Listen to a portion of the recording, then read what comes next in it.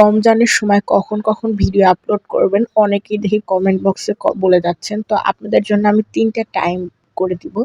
কারণ প্রথমে ডিপেন্ড করবে আপনার পেজে আপনার লোকজন বা আপনার অডিয়েন্স কখন আপনার ভিউ হচ্ছে। আপনি প্রথমে পোস্ট দিয়ে দেখবেন।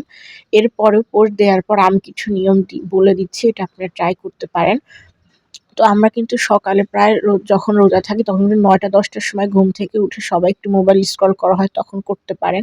বা এই যে দুপুরে ৩টা কি ৪টার দিকে করতে পারেন, বাট ১টা থেকে ২টার মধ্যে করা ভালো, কারণ ৩টার থেকে সবাই রান্না করতে যায়।